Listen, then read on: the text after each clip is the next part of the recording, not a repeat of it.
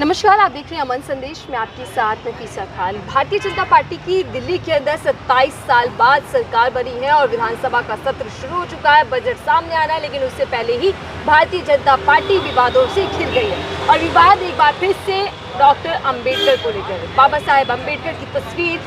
CMO house से गायब हो जाना, वहीं भगत सिंह की तस्वीर को भी साइडलाइन कर देना, ये तमाम चीज़ों को लेकर भारतीय जनता पार्टी निशाने पर है। आम आदमी पार्टी डटकर घेर रही है और घेराव करते हुए कह रही है कि भारतीय जनता पार्टी ने सिख समुदाय के साथ साथ दलित समुदाय का अपमान किया। इस तरीके के आरोप भारतीय जनता पार्टी पर लगातार रखते रहे कि वो बाबा साहेब और संविधान को दरकिनार कर देश को अपने ही तंत्र के हिसाब से या फिर अपने लोकशाही तरीके से देश को चलाना चाहती है। इस तमाम विषयों पर बातचीत करते और ज़्यादा बारीकी से समझने के लिए मेरे साथ मेरी सहयोगी शाहीन खान जुड़ चुकी है। उनसे ज़्यादा समझते हैं क्योंकि वो लगातार दिल्ली विधानसभा को कवर करती रही हैं और अब दिल्ली के अंदर सियासी पारा इस तरीके से देखने को मिल रहा है। आतिशी लगातार सीएम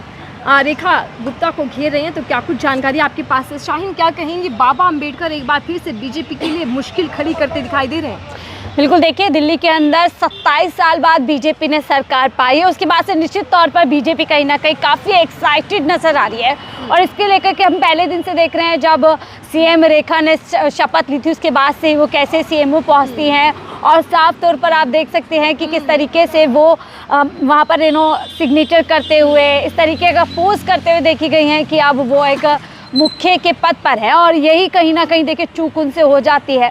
जब आप संसद का, माफ़ कीजिएगा, सदन का सत्र शुरू होता है विधानसभा का, पहले ही दिन वो वहाँ पर शपथ लेती हैं, तमाम जो विधायक हैं वो शपथ लेते हैं और उसके बाद वो सीएम में पहुँचते हैं, जहाँ पर साफ तौर पर देखा जाता है कि बाबा अंबेडकर की तस्वीर हटाकर, शहीद भगत सिंह की तस्वीर हटाकर वहाँ पर पीएम मोदी और राष्ट्रपति जी की तस्वीर वहाँ पर स्थापित कर दी गई है, जिसके बाद से आम आदमी पार्टी को कह लीजिए आप, बीजेपी ने जो है थाली में परोस करके एक मुद्दा दे दिया और वो मुद्दा जिस पर बीजेपी पहले ही काफ़ी बुरी तरीके से जो है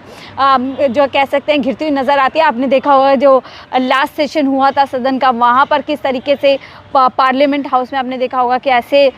पूरा विवाद होता है, अमित शाह जी बयान दे देते हैं अंबेडकर अंबेडकर अंबेडकर, तो ये पूरा मुद्दा और भी ज़्यादा गर्मा जाता है। हालांकि देखिए सीएमओ की तरफ से पूरी सफाई आ गई है, खुद मुख्यमंत्री जी का बयान आ गया है कि ये तस्वीर को जो है एडिट किया गया है, तस्वीर वहाँ से हटाकर हमने देखा कि दूसरी जगह पर तस्वीर लगी है। हालाँकि पहले दिन ऐसी कोई तस्वीर नज़र नहीं आती है, तो लेकिन आतिशी सिंह समेत तमाम आम आदमी पार्टी के विधायक इस पूरे मामले को काफ़ी तरीके से हाईलाइटेड तरीके से उठाना चाहते हैं और यही वजह है कि देखिए आज जब विधानसभा सत्र का दूसरा दिन है, एलजी साहब का वहाँ पे संबोधन होता है, उसी बीच जो है जय भीम के नारे आम आदमी पार्टी की तरफ से लगाए जाते हैं और मामला इतना ज़्यादा गर्मा जाता है कि इस पूरे मामले पर आम आदमी पार्टी के तमाम 22-21 जो विधायक हैं उनको सस्पेंड कर दिया जाता है। अब साफ तौर पर यहाँ पर बैकफुट पर बीजेपी आ रही है, पहले इस मामले पर जो है फंसी, यानी अब इतना ज़्यादा इस मामले को आप उठा देगी आम आदमी पार्टी कि हो सकता है जल्दी तमाम जो पॉलिटिकल पार्टीज़ हैं या फिर जो सामाजिक संस्थाएं होती हैं जो ख़ासतौर से बाबा अंबेडकर को लेकर के काफ़ी सेंसिटिव नज़र आती है, हो सकता है अब सड़क तक ये मुद्दा जो है काफ़ी गर्माता और नज़र आए। क्योंकि देखिए शुरुआती समय पर इसी तरीके का बयान हमने अमित शाह का देखा था, देखते ही देखते वो बयान इतना ज़्यादा वायरल हो जाता है कि आम जनता से लेकर नेता तक सड़क पर उतर गए थे, माफ़ी की मांग कर ली थी। यहाँ पर भी देखने के लिए मिल सकता है कि दिल्ली की बीजेपी सरकार घिर सकती है आगे चल के। अब देखिए ये समझने वाली बात होगी, बीजेपी बार बार कुछ ना कुछ ऐसा कर देती है जिससे कहीं ना कहीं साफ तौर पर दिखता है कि बीजेपी सरकार दलित विरोधी है, मनुवादी एक सोच के साथ आगे देश को लेके जाने चाहती है और यही जो है आम आदमी पार्टी अब यहाँ पर जनता को बताना चाहती है। बिल्कुल, देखिए आम आदमी पार्टी जो है वो आंदोलनकारी पार्टी है, सड़क पर आना बाखूबी जानती है, कैसे प्रदर्शन कर कर सत्ता पक्ष को घेरा जाता है, इस तमाम चीज़ों में आम आदमी पार्टी माहिर है। मैं आगे बढ़ूँ, बाबा साहेब पर आऊँ, लेकिन उससे पहले शाहीन ये मुझे समझाइए कि हम देखते हैं कि कोई भी ऑफिस हो, चाहे वो सीएम ऑफिस हो या पीएम ऑफिस हो, उसमें हम देखते हैं अमूमन ऐसा होता है कि स्वतंत्र सेनानियों की तस्वीरें होती हैं, उनके नाम होते हैं, उनको याद किया जाता है। लेकिन बीजेपी किस कोशिश में है कि पीएम मोदी की तस्वीर लगा देती है, राष्ट्रपति द्रौपदी मुर्मू का फोटो लगा देती है। आखिर ये प्रयास क्या किया जा रहा है बीजेपी की ओर से? बिल्कुल, देखिए बीजेपी लगातार एक बोल सकते हैं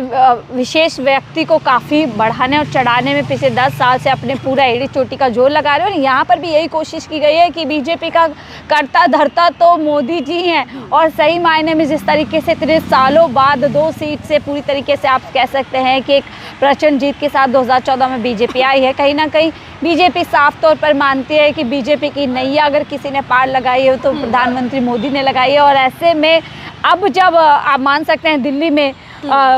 रेखा गुप्ता जो जहां तहां कहीं पर भी नहीं थी और अचानक से सरप्राइज के तौर पर उनका नाम सामने आता है, एक आदमी से आप कह सकते हैं कार्यकर्ता या फिर काउंसलर, उसको दिल्ली की कमान सौंप देना और एक ऐसे समाज को, बनिया समाज को पीएम मोदी ने कहीं ना कहीं साधने की कोशिश करी। तो एक तरीका था सीएम रेखा का कि हम कैसे जो है अपना नाम जो है पूरा गुड लिस्ट में रख सके ताकि आगे के 5 साल जो है बनी रह सके, क्योंकि आपको पता है आने वाला जो दिल्ली के अंदर बीजेपी का शासनकाल है मुश्किलों में आ सकता है और कई सीएम भी बदलने पड़ सकते हैं, लेकिन ऐसा ना हो उसको लेकर के लगातार जो है सीएम रेखा की एक कोशिश है कि पूरी कोशिश ऐसे रहे कि अब तो हमारे करता धरता जो है मोदी जी हैं, और इसीलिए देखिए वहाँ से अम्बेडकर जी की तस्वीर वो हटा देती है और वहाँ पर मोदी जी की तस्वीर लगा दी। लेकिन ये उल्टा साफ तौर पर बोलते हैं कि अपने पैर पर कुल्हाड़ी बीजेपी ने मार ली है। शुरुआती दिनों में देखिए आप आम आदमी पार्टी को अगर मौका देंगे, अटैकिंग मोड में रहने का मौका देंगे, तो आपकी सरकार के लिए आगे आगे मुश्किल हो सकती है,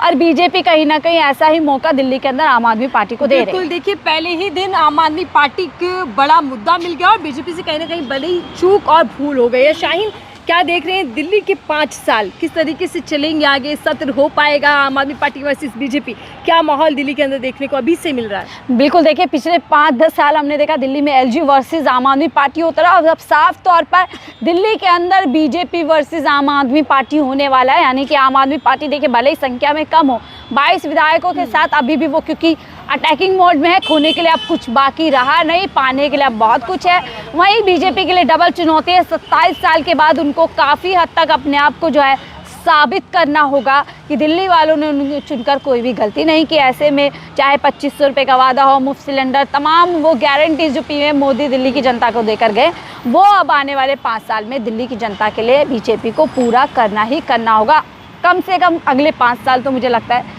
बीजेपी बहुत फूक फूक कर कदम रखने वाली है। बिल्कुल, चलिए देखिए, धन्यवाद शाहीन हमें ज़्यादा जानकारी देने के लिए, क्योंकि दिल्ली हमेशा शाहीन देखती रही है और लगातार हम देखते हैं कि किस तरीके से दिल्ली के अंदर सियासी उबाल और बवाल तो देखने को मिल रहा है। अभी से ही सत्ता में बीजेपी, लेकिन विपक्ष में आम आदमी पार्टी, और क्या 5 साल आम आदमी पार्टी बीजेपी का जीना मुश्किल कर देगी? क्योंकि मुद्दे कई हैं जिनको लेकर आम आदमी पार्टी पहले से ही तैयारी कर चुकी है घेराव की। देखते हैं दिल्ली की दिशा और दशा क्या रहने वाली है। इस रिपोर्ट को लेकर आपकी क्या राय साझा कीजिएगा। देखते रहिए अमन संदेश।